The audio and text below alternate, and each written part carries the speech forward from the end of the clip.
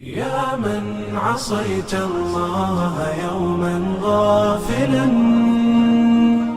أنسيت أن الله قد أعطاك نعم عليك كثيرة، لو صنتها لأطعت خالقك الذي رباك.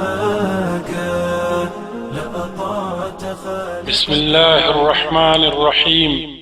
عن أبي هريرة رضي الله تعالى عنه قال: قال رسول الله صلى الله عليه وسلم: المؤمن القوي خير وأحب إلى الله من المؤمن الضعيف، وفي كل خير، احرص على ما ينفعك، واستعن بالله ولا تعجز، وإن أصابك شيء فلا تقل لو أني فعلت كان كذا وكذا، ولكن قل قدر الله وما شاء فعل، فإن لو تفتح عمل الشيطان.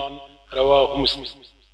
أبو هريرة رضي الله تعالى عنه وايي چې رسول الله صلى الله عليه وسلم وفرمایل: طاقتور مؤمن الله تبارک و تعالی ته تر کمزوري مؤمن غوره او خوښ دی، او په هر یو کې خیر دی.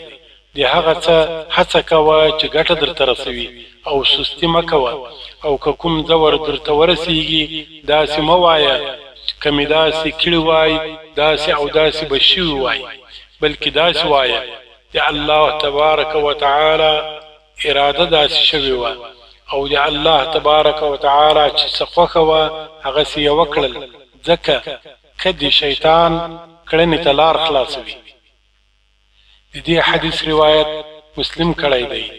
صدق رسول الله صلى الله عليه وسلم. لو صنتها لأطعت خالقك الذي رباك، لأطعت خالقك الذي رباك.